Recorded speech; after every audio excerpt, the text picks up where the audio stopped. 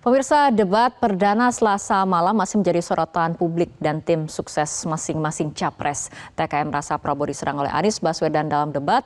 Ada sejumlah pernyataan Anies yang kemudian dikritik oleh TKN, diantaranya soal oposisi dan etika. Kita akan mengulasnya bersama juru bicara Timnas Amin, Teguh Juwarno, dan analis politik Dimas Oki Nugroho. Selamat sore Pak Teguh, selamat sore Mas Dimas.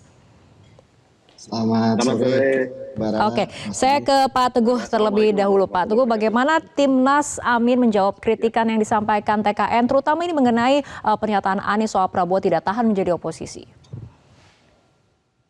Terima kasih atas kesempatannya. Yang pertama, kalau kita cermati secara objektif, apa yang disampaikan oleh calon presiden Anies Baswedan itu adalah sebuah fakta hari ini terkait dengan kondisi demokrasi di tanah air, yang ini dicirikan dengan fakta betapa indeks demokrasi kita turun, indeks kebebasan ekspresi kita turun, dan fungsi oposisi atau check and balances yang kita harapkan terjadi ini tidak sepenuhnya berlangsung di akhir-akhir ini.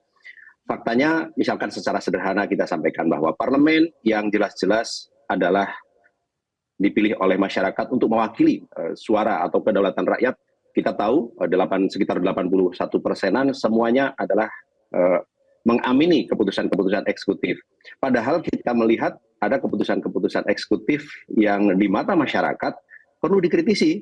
Misalkan terkait dengan beberapa kebijakan atau undang-undang yang akhir-akhir ini diselesaikan dengan sangat cepat tanpa melibatkan partisipasi publik yang cukup gitu. Nah, kembali kepada persoalan debat tadi, yang disampaikan oleh calon presiden Anies Baswedan itu adalah fakta-fakta. Beliau tidak ada menyampaikan sisi yang sifatnya menyorong personal atau tidak, misalkan terkait bahwa Pak Prabowo tidak tahan berada dalam oposisi begitu. Ini kan juga pernyataan Pak Prabowo sendiri ketika wawancara dengan salah satu program alumninya Metro TV, Mbak Najwa Shihab kan. Pak Prabowo sendiri yang mengatakan bahwa 20 tahun bisnis saya mandek karena saya tidak berada di kekuasaan gitu. Jadi sebenarnya ini adalah menjahit saja dan kemudian menghadirkan kepada publik, kepada masyarakat, untuk kemudian dengan harapan masyarakat secara objektif menilai siapa calon presiden yang terbaik untuk memimpin negeri ini.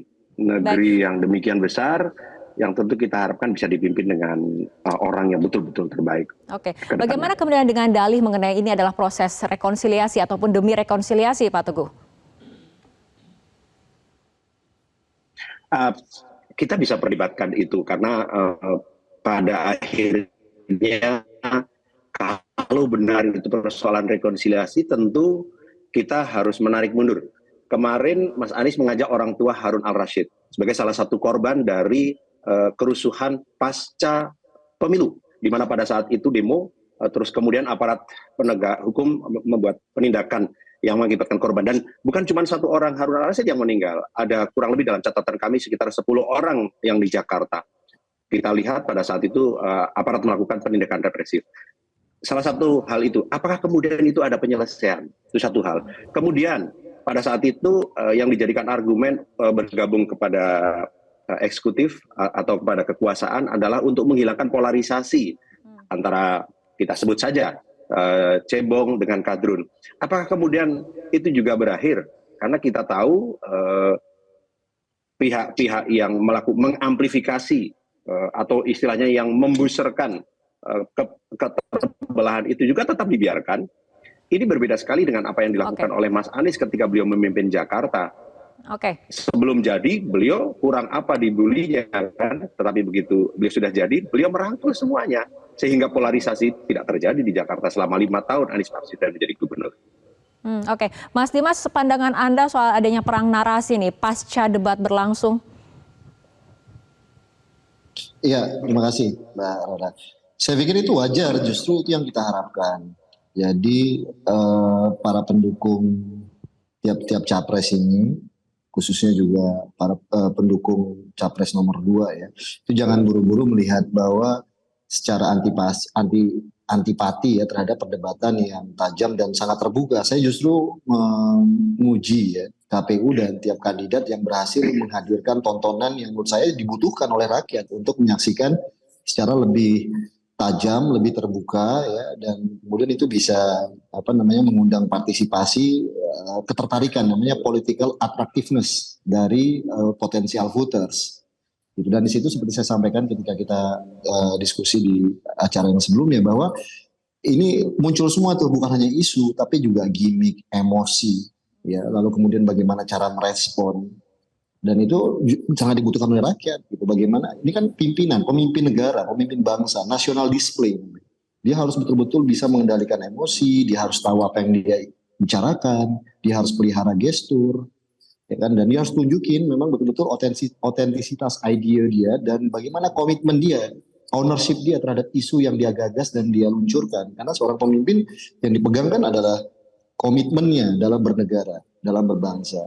Dan saya pikir dalam konteks itulah etika yang harus kita ukur, itu adalah etika bernegara. Karena kan ini isu debat pertama ini tentang bagaimana isu penegakan hukum, demokrasi, kebebasan sipil, pelayanan publik dan seterusnya. Di sini menurut saya mengapresiasi capres nomor urut 1 Mas Anies Baswedan yang menurut saya secara artikulasi, gagasan, visi dan bagaimana beliau itu menyampaikan secara jelas ya kepada publik.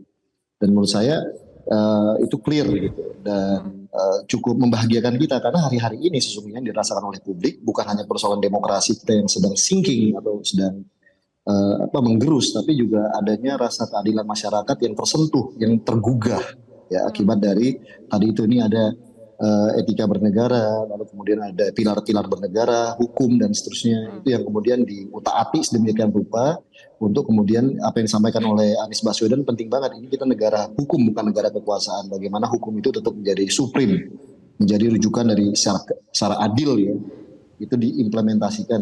Dan itu yang menurut saya isu besar yang harus kita tanamkan, bahwa ini ada debat pilpres terkait dengan topik tersebut. Dan saya pikir Anies Baswedan itu memberikan narasi yang cukup kokoh di sana. Oke. Kembali ke Pak Teguh, berbicara mengenai etika, ini TKN juga menyinggung soal etika, terutama terkait majunya Anies sebagai calon presiden. Bagaimana kemudian jawaban dari Timnas Amin? Mas Ogi, terima kasih yang sudah memberikan apresiasi dan penilaian yang objektif. Terkait dengan majunya Mas Anies, ini juga sesuatu yang menggelitik kalau kemudian kita ungkit. Pertama, itu terjadi di tahun 2017, di mana kita berbicara, konteks Mas Anies berbicara adalah, atau kalau kemudian dalam sebuah sequel waktu, kurun waktunya adalah 5 tahun terakhir, yang tadi saya katakan dicirikan dengan berbagai fakta tentang indeks demokrasi kita yang turun, indeks kemudian kebebasan pers juga turun, bahkan kemudian di tahun 2022 kita tahu ada survei bagaimana 60% publik merasa bahwa sekarang untuk berpendapat saja takut gitu. Jangan lupa Bapak sekalian, Kak Rara, bahwa pada tahun 2014 Pak Prabowo juga mendukung Pak Jokowi menjadi calon presiden loh. Iya kan? Yang artinya kalau kita lihat secara objektif, Pak Prabowo mendukung Pak Jokowi untuk maju ke gubernur begitu. Itu juga sebuah kenyataan bahwa bukan konteks itu yang kita bicara dimaksudkan oleh Mas Anies. Yang Mas Anies maksudkan dalam konteks bagaimana demokrasi yang sehat, bagaimana pentingnya ada checks and balances gitu. Jadi bukan soal kemudian kalau nggak ada demokrasi Anda tidak bisa menjadi gubernur.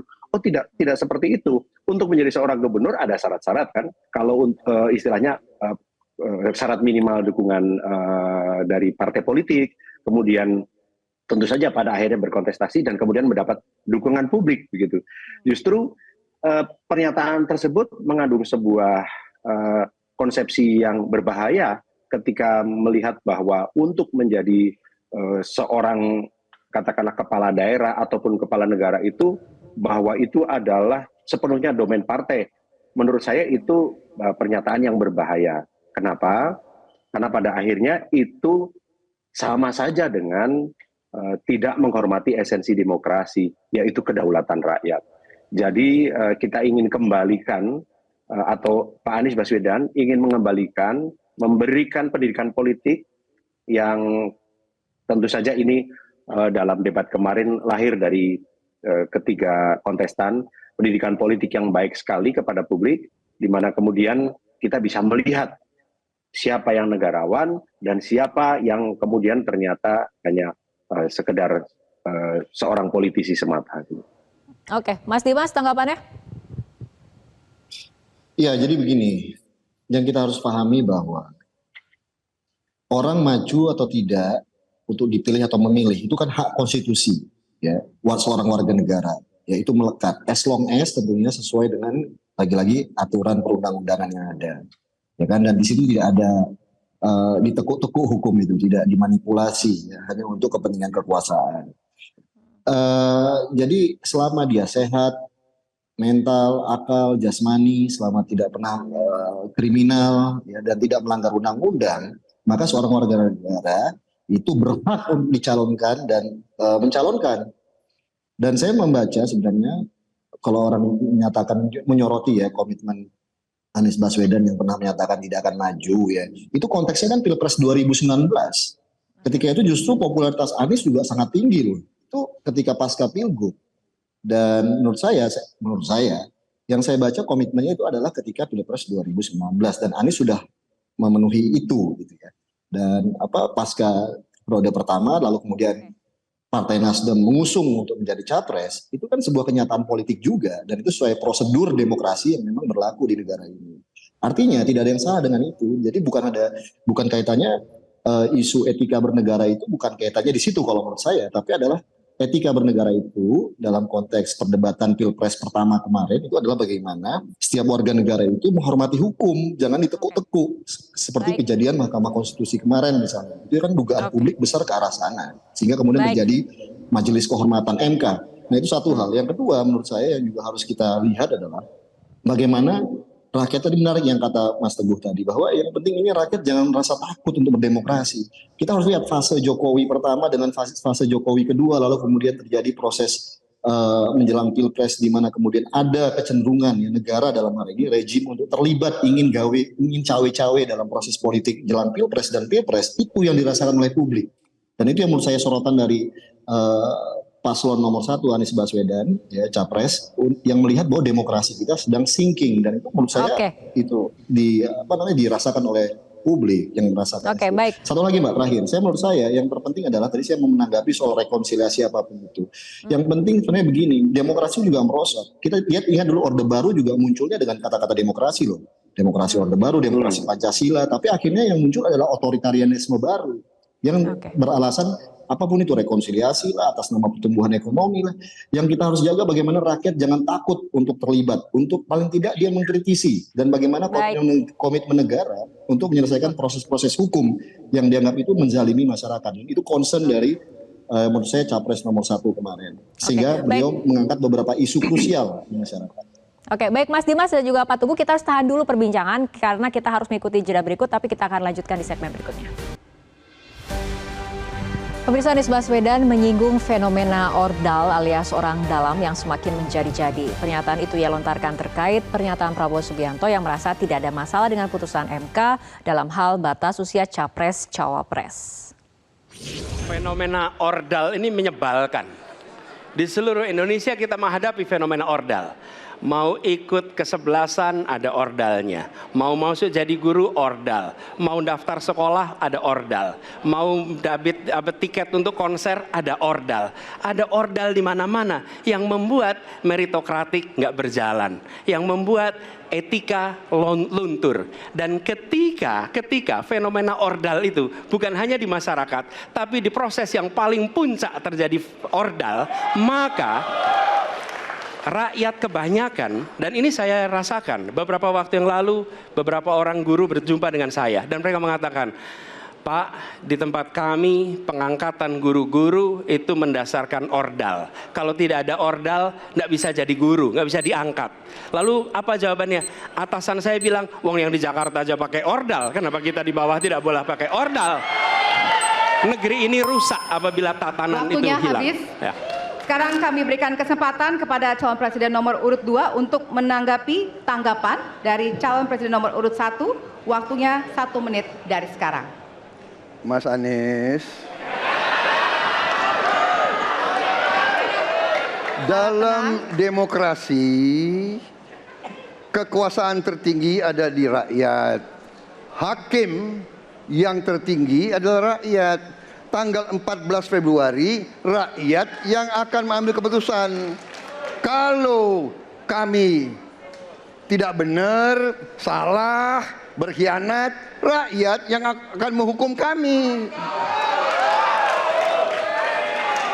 Waktu masih ada, Bapak? Sudah cukup? Baik, terima kasih. Ya pemirsa, kita akan lanjutkan kembali perbincangan, kita akan kembali ke Pak Teguh. Pak Teguh, kemudian ada pihak yang menilai ini Prabowo diserang oleh Anies dalam debat perdana. Bagaimana komentarnya? Satu hal yang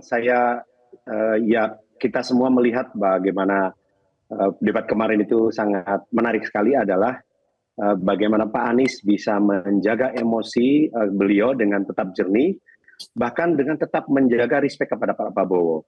Kalau kita cermati sebelum dialog tadi kan Pak Prabowo secara spesifik menyebut Mas Anies, sangat personal. Dan Mas Anies tidak terpancing untuk kemudian membalas itu dengan membalikan kepada Pak Prabowo. Yang beliau kritisi adalah fenomena yang terjadi hari ini, di mana kemudian dengan orang dalam atau dengan kekuasaan yang dimiliki oleh orang yang ada di dalamnya, dan sekali lagi apa yang terjadi ini terkonfirmasi dengan keputusan Majelis MK kan, di mana telah terjadi keputusan etik gitu. Nah, Mas Anies sebenarnya meng-highlight sebuah persoalan besar yang terjadi dan kita semua merasakan dalam praktek-praktek kehidupan keseharian kita, khususnya di birokrasi. Bagaimana yang namanya rekrutmen itu harus punya koneksi, harus punya orang dalam gitu. Yang Mas Anies tekankan adalah prinsip meritokrasi, yaitu kalau memang orang punya kualitas, siapapun dia, harusnya dia bisa mendapatkan kesempatan. Nah, fenomena yang makin marak ini yang sebenarnya secara umum Mas Anies hantam ini. Beliau kritisi itu karena beliau ingin ke depan adalah prinsip meritokrasi. Beliau tidak terpancing untuk kemudian menyalahkan atau untuk membalas kekecewaan Pak Prabowo terhadap Mas Anies. Dan yang kedua, kalau kita lihat Pak Prabowo malah justru tidak mengelaborasi fakta atau katakanlah tesis yang Mas Anies sampaikan tersebut, bahwa hari ini fenomena orang dalam yang kita bahasakan menyebalkan itu mengganggu kehidupan berbangsa dan bernegara kita. Oke, baik, kita ke Mas Dimas. Mas Dimas, dalam alur debat sendiri, terutama untuk sekelas capres, ini artinya sebetulnya lazim kan kemudian mengajukan pertanyaan ataupun pernyataan yang sensitif ataupun mungkin yang memang mewakili benak masyarakat ataupun benak publik itu sendiri. Sangat wajar dan harus begitu, Mbak, karena memang rakyat butuh itu. Cuman memang masing-masing tim sukses itu mencoba untuk memframing dari tiap-tiap calonnya yang dianggap kepleset atau gagal dengan justifikasi tertentu ya dalam merespon isu-isu yang berkembang. Menurut saya dengan segala hormat, kandidat nomor 1 dan kandidat nomor 3 itu cukup berani loh, dan memang kandidat nomor 2 pressure-nya luar biasa karena memang selain sudah maju beberapa kali gitu ya dan kalah, dan lalu kemudian sekarang berpasangan dengan sosok yang kontroversial, dalam ini adalah putranya Pak Jokowi sendiri, which is itu adalah Gibran. Nah, isunya kan di situ dan serangannya luar biasa kepada Pak Prabowo. Tapi ini yang diangkat oleh Anies Baswedan itu tidak semata-mata terkait dengan personal politiknya Prabowo, tapi ini adalah praktek bernegara yang real yang dirasakan oleh rakyat. Dan menurut saya di anak-anak muda hari ini, saya ingin mencoba untuk memperkuat. Saya sepakat banget yang disampaikan oleh Anies Baswedan tadi, bahwa hari ini kan rasa keadilan rakyat itu justru semakin bukan hanya tergerus, tapi juga ini potensi untuk menurunkan semangat republikanisme dari republik ini, Mbak. Jadi republik ini kan didirikan oleh founding father. Ini kan Indonesia ini semua untuk semua. Dan hari ini problem kita ini kesenjangan, bukan hanya Jakarta luar Jakarta, Jawa luar Jawa, tapi antara elit dengan rakyat. Elitisme dalam politik ini adalah musuh bersama. Dan itu yang bermasalah kemudian adalah tertutupnya akses yang sama untuk semua anak bangsa. Ya kan? Nah, ini yang menjadi problem besar dari negara hari ini, apalagi jika ditambah dengan persoalan anak mantu nih, bukan anak bangsa. Itu adalah mengkhianati republikanisme, Bang, semangat dari spirit founding father kita. Ini akses terhadap pendidikan yang baik, akses terhadap kesehatan yang baik, akses terhadap pekerjaan, akses terhadap dan seterusnya. Dan ini sesungguhnya yang dirasakan oleh publik hari ini, dan yang disampaikan oleh Mas Anies tadi, fenomena ordal itu valid dan itu dirasakan oleh rakyat menurut saya. Mau Oke, jadi guru baik. susah, mau jadi ASN honorer bahkan itu juga luar biasa. Oke, baik, kita terakhir ke Pak Teguh. Pak Teguh, kita berbicara sedikit ke depan, ini strategi berikutnya di debat kedua akan seperti apa Pak Teguh? Bocorannya seperti apa?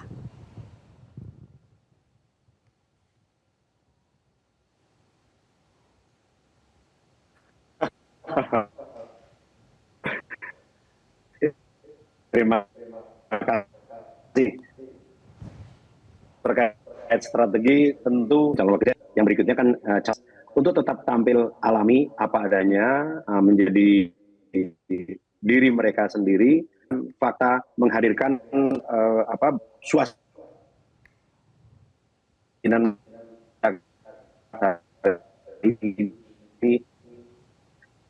dan kemudian komitmen kita untuk memperbaiki